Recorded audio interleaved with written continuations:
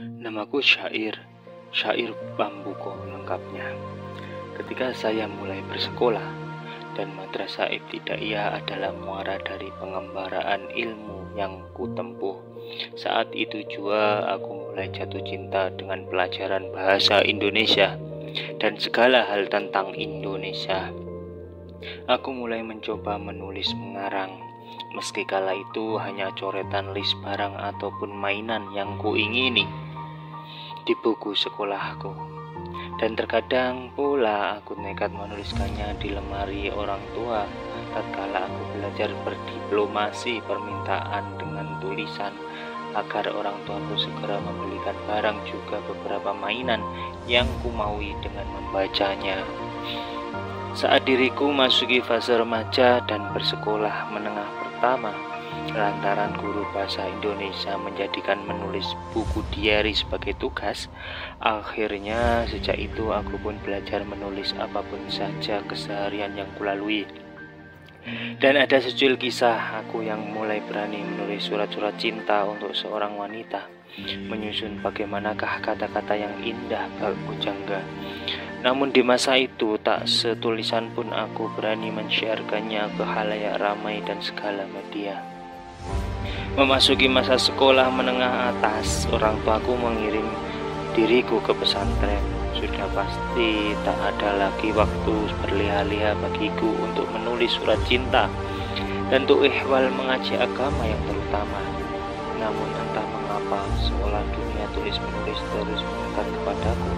Di madrasah aliyah yang masih dalam pesantren, aku tiba-tiba mendapat amanah menjadi seorang ketua organisasi pelajarnya.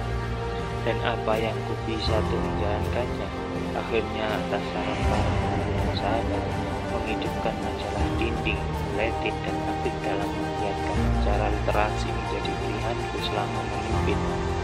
Di fase itu aku mulai kenal apa itu novel, cerpen, dan nekat melahap hingga hantam beberapa buku kanak-kanak hingga kakak-kakak mahasiswa santri yang sudah berkuliah. Aku pun mulai sering merangkai-rangkai puisi tak jelas, mulai iseng-iseng menulis cerpen, menulis artikel hingga berita kegiatan organisasi pelajar. Dan suatu ketika aku mendapat undangan untuk ikut sebuah diklat menulis, dan ternyata para alumninya mendapat kesempatan menjadi kontributor sebuah tabloid tingkat regional. Dari sanalah gairah menulisku untuk disebarluaskan mulai membenih. Aku pun mulai berani bermimpi telah aku akan bersungguh-sungguh menjadi seorang penulis buku. Namun tatkala aku masuki fase berkuliah, mimpi kepenulisanku mulai bergeser. Aku menjadi lebih tertarik pada dunia pergerakan mahasiswa, politik, kebangsaan, pluralisme, menjadi pejabat, pengusaha kaya raya dan seluruh poligaminya. Sastra tiba-tiba tak asik dan mulai kupandang tak ada harapan masa depan.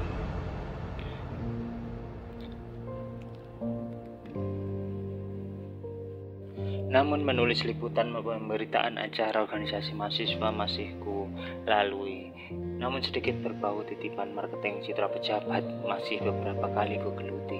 Juga masih 1-2 kali menulis puisi meski tak jelas arah metafornya. Coret-coret di sosmed maupun berakhir di tong sampah laptop. Dan jikalau sedang semangat sekali aku menyempatkan menulis materi gagasan untuk beberapa pelatihan siswa dan mahasiswa. Saat itu aku sempat mulai muak.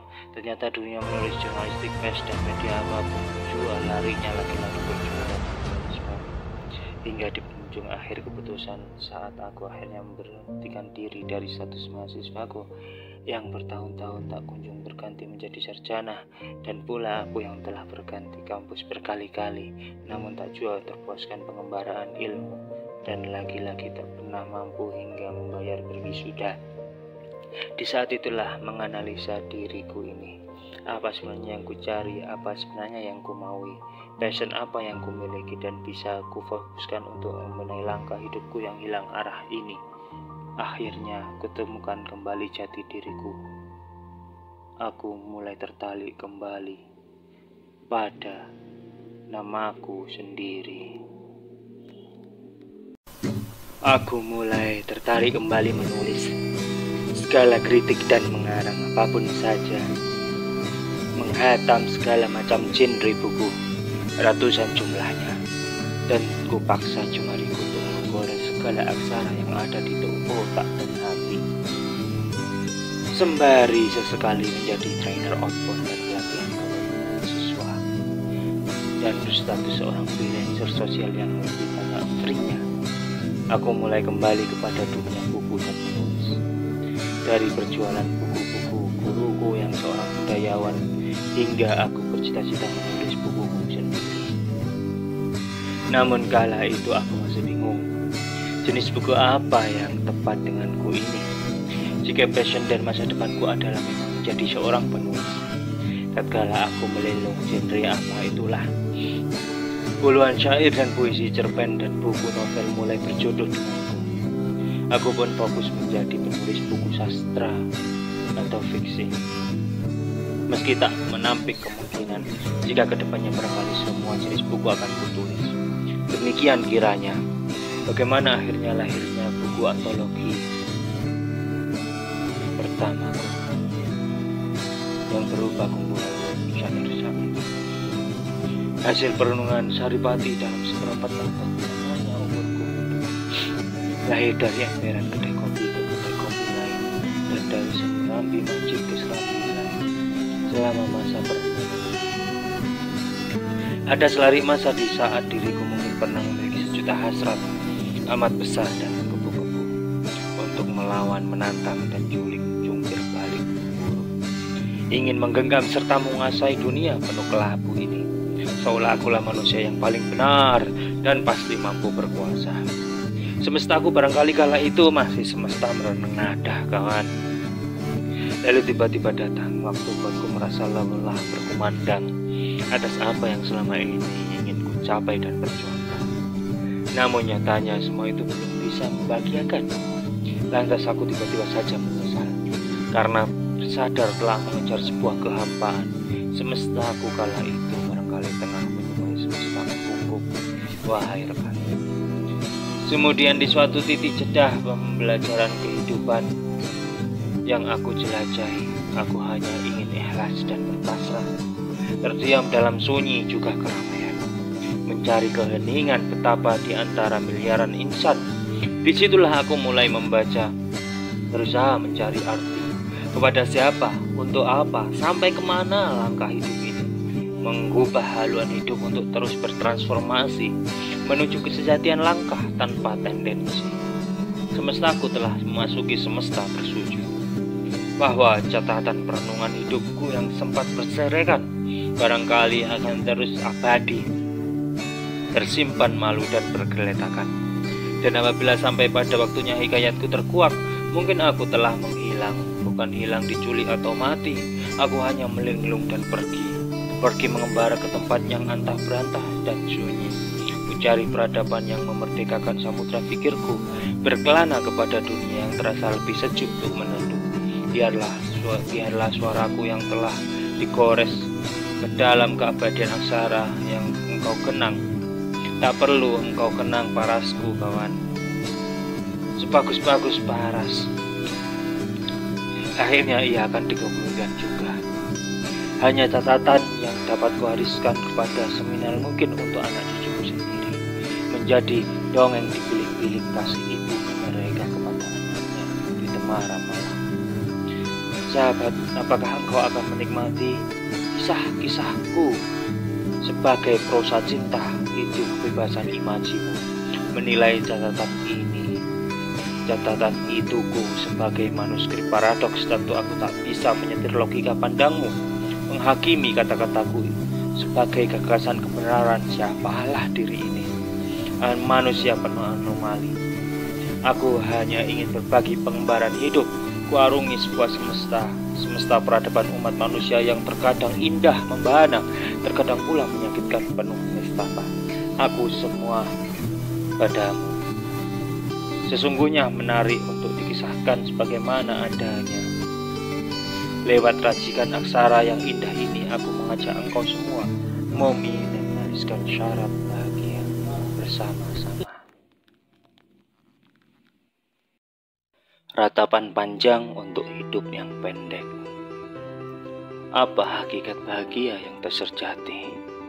Pertanyaan yang kucari jawabannya berpuluh-puluh tahun ini. Tepatnya selama 25 tahun aku telah mengembara hidup di bumi, hingga kurotasi kehidupanku berkali-kali. Saat kecil aku bercita-cita jadi kiai yang bisa memimpin tahlil untuk orang-orang, seperti kiai-kiai di kampung halaman. Saat aku hafal bahkan di petala kepala apa itu tahlil, dan ku sering didaulat sahabat memimpin tahlil dan doa di mimbar-mimbar organisasi mahasiswa. Nyatanya aku belum merasai kesejatian bahagia. Lantas saat remaja aku mulai memiliki hasrat tahta, bermimpi jadi pemimpin negara, terinspirasi presiden kala itu. Dan aku pun menjabat banyak ketua panitia, forum-forum, dan organisasi komunitas, mulai tingkat dusun hingga nasional. Bahkan telah kugapai seforum dengan kepala negara. Realitanya aku belum temukan kebahagiaanku. Sedikit dewasa aku bermimpi kaya, hura-hura uang tanpa beban, sampai aku bermain proyek politik jadi tuyul politisi. Sampai aku pernah menghabiskan uang 1 juta hanya dalam waktu seminggu, bahkan semalam. Pernah bersama kawan 2 juta dalam beberapa jam. Bahkan pernah pula uang 10 juta habis selama setengah bulan. Nyatanya aku malah semakin jauh dari kebahagiaan bahagia. Dan tatkala aku mendekati sepenuhnya dewasa, aku mulai berani mencari bahagia dengan mempermainkan wanita, meski tak pernah sampai berani untuk berzina. Kupacari gadis-gadis cantik dan seksi, seperti kata orang kebanyakan. Barangkali mantan-mantan terkasihku adalah perempuan-perempuan paling cantik di letak ranahnya masing-masing. Naasnya menyakiti hati mereka malah menjauhkanku dari bahagia. Aku mungkin barangkali terkena karma menyakiti hati mereka, dan malah semakin terjauhkan menikmati kebahagiaan bersama wanita soleha. Lantas apa sejatinya bahagia itu? Apa cara yang harus kutempuh untuk sampai kepadanya? Begitulah sampai detik ini aku masih terus bergumam tentang perjalanan hidupku mencari hakikat bahagia. Bagaimana cara bahagia? Sungguh aneh memang jika membaca lajur hidupku ini. Padahal aku tak pernah merencanakannya dan apalagi mengevaluasinya. Aku mengalir bagai aliran Bengawan Solo yang melihukan arusnya di kota Soto. Namun hingga kini sampai seperti ini, aku sangat mensyukurinya kini di rumah sederhana yang menampungku sejak kecil dalam pencarian bahagia, dan masih sesekali diundang menjadi pemateri beberapa pelatihan. Aku malam ini mensyukuri desiran angin sejuk pedesaan, menanti secangkir kopi yang tengah diracik oleh barista kopi desa, sembari ku ketik aksara apapun yang ada di kepala. Sembari kadang-kadang aku berjalan-jalan berkeliling di sepanjang kota kecilku ini, memandangi pematang sawah dan dedaunan di kiri kanan jalan raya, sesekali menggoda anak-anak kecil di pedunanku sana yang masih bersenyum fitrah ikhlas dengan menggemaskan lucu. Sesekali pula aku berlama-lama di masjid membacai ayat ilahi dan melantunkan tasbih. Dan di masjid itu kadang ku perhatikan semut dan rerumputan. Sesungguhnya aku tak mau menyebut semua anugerah hidup yang menghiasi hari-hariku kini adalah sebuah kebetulan. Pernah dipenuhi kegundahan dan keterpurukan, dan kusadari ini adalah kedamaian hidup penuh kesejahteraan. Tentu tak luput dari goresan pena, kodok dan kodar Allah ilahi Robbi. Apakah ini kebahagiaan yang minimal harus kusyukuri? Mungkin bahagia itu bukan dicari, tapi dinikmati.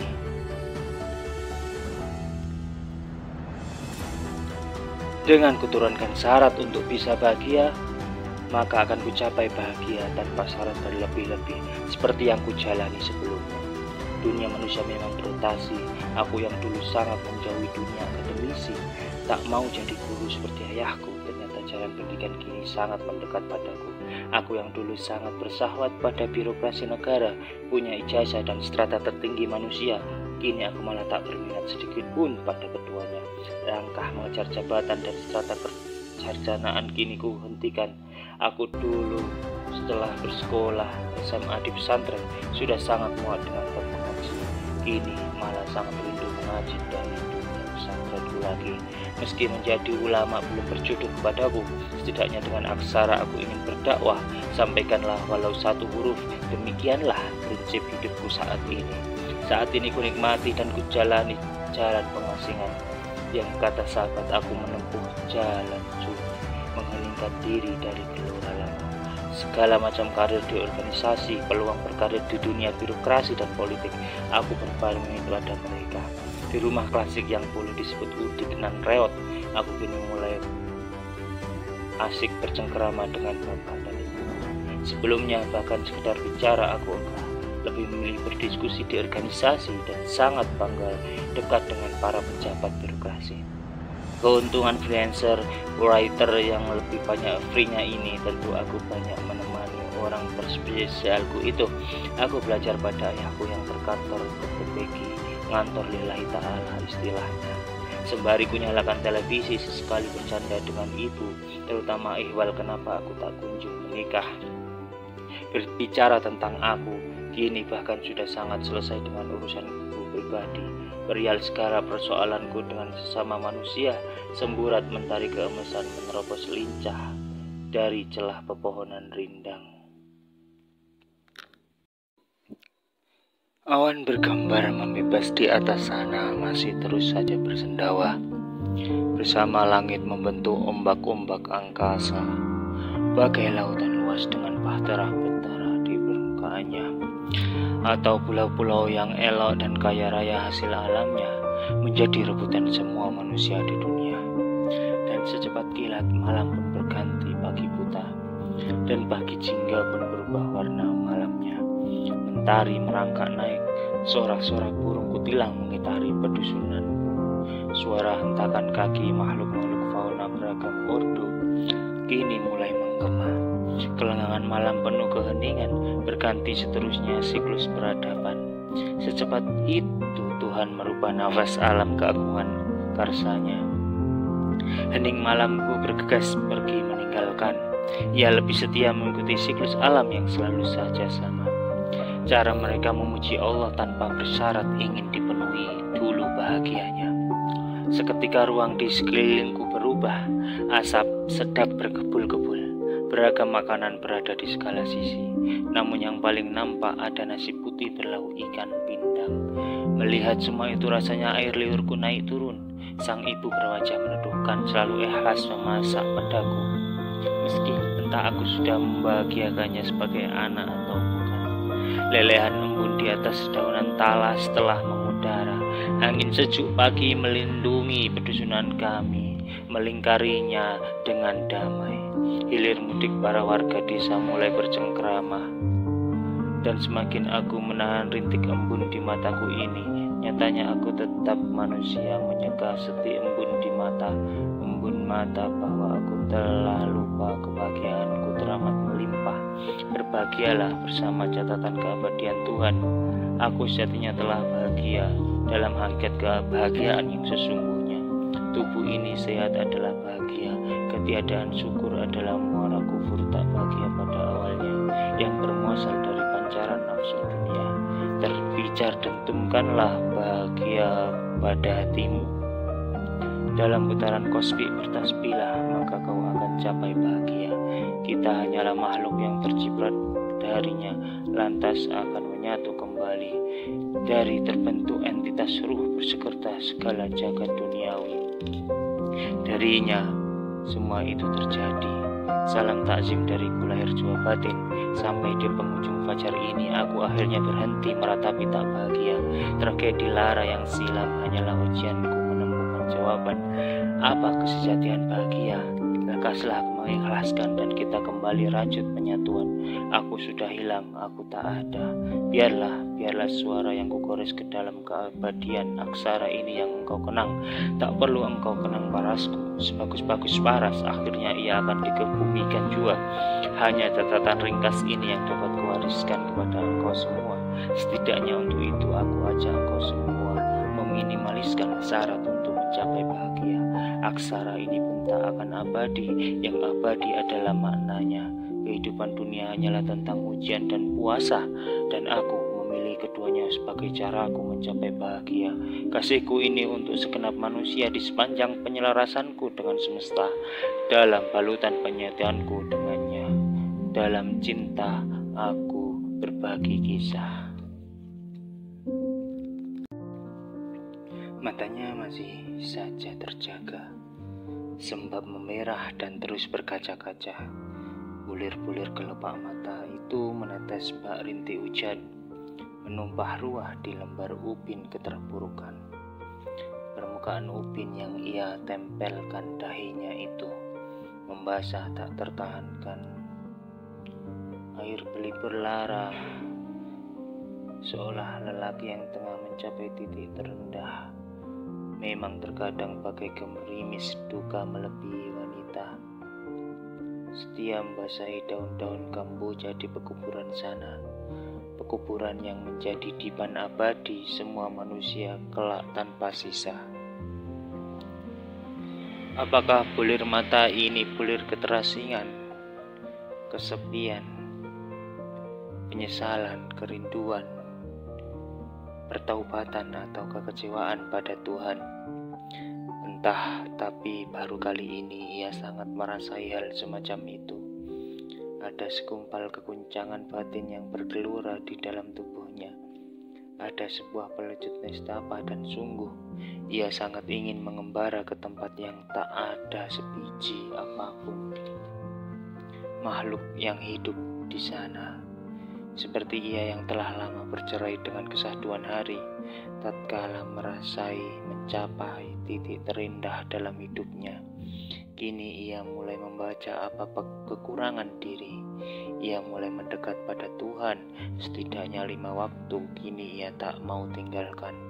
Ia sudah cerai untuk yang kesekian ratus atau ribuan kalinya 17 rakaat itu.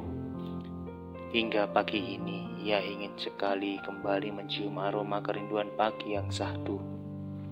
Tatkala aku bertemu tak sengaja dengan sahabat kecilku, ia masih biasa-biasa saja, tak ada tanda-tanda wajah berkecewa.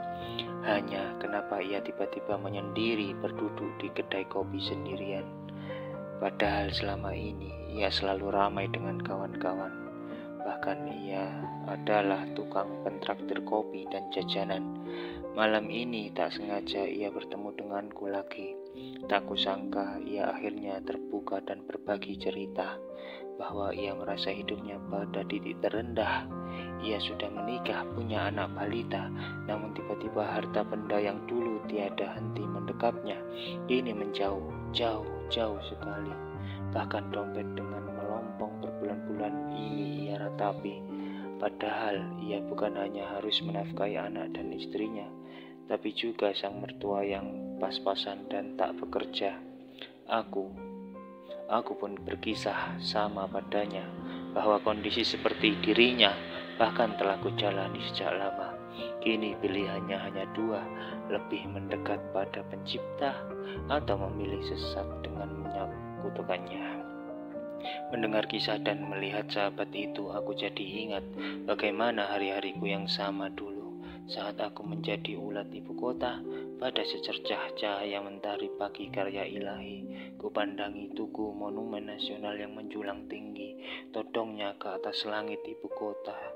Tugu itu bagai jari telunjuk yang mengenengadah ke penguasa alam di kahyangan sana, memperlihatkan kesungguhan doa-doa kaum beragama negeri ini, panjatan doa untuk selalu hidup merdeka, damai, dan berbineka, simbol pengakuan seorang hamba kepada sang pencipta zamrud bumi Nusantara. Ujung emas di puncak bangunan tinggi itu mengajak leherku menengadah, memandangi tinggi-tinggi ke angkasa. Entah apa maksud para pemimpin negeri ini kala itu menyematkan emas di puncak tugu. Mungkinkah dengan menaruh emas di puncak monumen yang dibangun pasca negeri ini merdeka itu adalah sebuah isyarat dari pendiri negeri ini untuk kita saat ini, agar anak cucunya kelak menyadari bahwa tambang-tambang emas satu dari sekian banyak anugerah kekayaan alam milik bangsa ini belumlah merdeka sepenuhnya. Para penjajah neo-company yang tak hentinya mengepiri elit-elit konglomerasi dunia yang selalu saja mengintervensi dengan modal investasi, juga tawaran berhutang budi, pinjaman modal-modal pembangunan modernisasi untuk cangkang Ibu Pertiwi, atau tugu itu menyeratkan sebaliknya, jika manusia di bangsa ini hanya saling berebut menjadi penguasa. Tampuk kepemimpinan dan emas kekayaan negara akan menjadi sebuah malapetaka.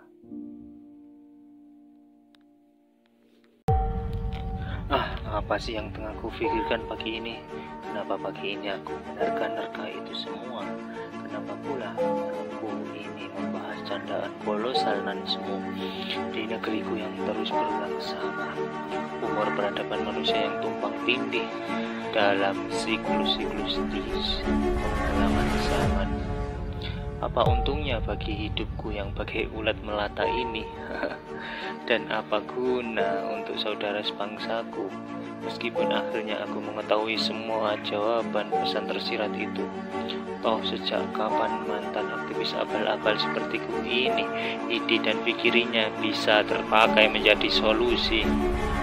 Hahaha. Apalagi profesiku hari ini adalah pedagang kacamata terapi keliling yang segera ingin bebas dari tipu daya hasrat ingin kaya cepat kilat. Nekat drop out dari kuliah di kampus negeri beasiswa lagi. 8 bulan ini aku terpaksa menjalani kerjaan dan kuliah yang tak jelas, abal-abal.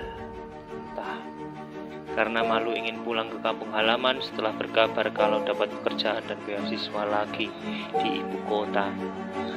Program perusahaan bahkan memberiku kuliah yang abal-abal itu ternyata.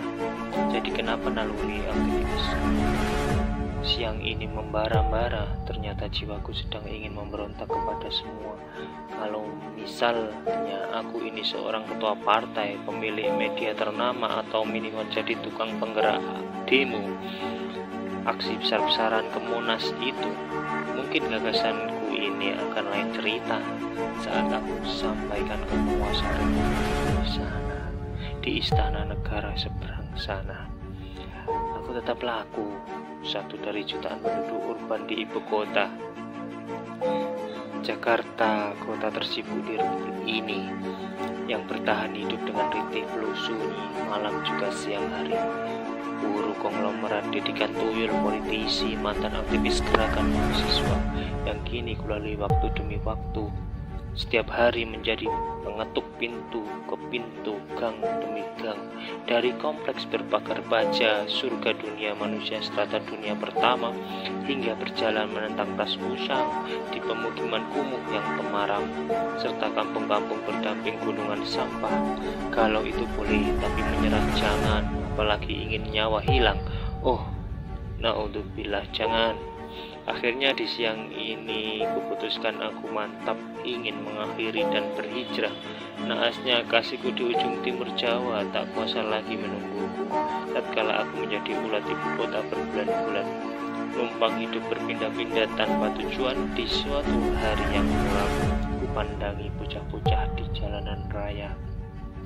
Apakah aku akan berakhir seperti mereka, atau aku harus bangkit dari keterpurukan ini? Aku harus hijrah, lantas akan kemana aku ini harus berhijrah? Apakah sesungguhnya niat dari hijrahku untuk memperjuangkan cintaku di seberang sana, atau untuk menemukan jati diri di tanah muara? Lalu kembali azan penunjuk waktu maghrib pun berkumandang seantero ibu kota, mengajak bertasbih segala makhluk pengisi masa. Burung-burung dali di sekitar rel kereta berkepak-kepak, berhamburan menabuh takbir mereka di udara. Juga pula di atas permukaan tanah aku bergegas pergi, berjalan menuju masjid di seberang. Sungguh entah berapa lama aku tak mencapai sholat limaku. Sejak hamba hidup berbulan-bulan di berontakan albak Indonesia. Tempat dihembuskannya asap keputusan dari ibu kota mereka hempaskan ke seluruh penjuru Nusantara. Dikala mentari mulai berterjun ke perut bumi, aku terpanggil ke sana untuk mensucikan diri, mensucikan hati, membulatkan tekad, menuruhkan pikiran untuk beriktikad. Aku esok akan pergi darimu ibu kota, namun suatu saat aku akan kembali, bukan sebagai burung yang membeni, tapi sebagai orang yang berdikari.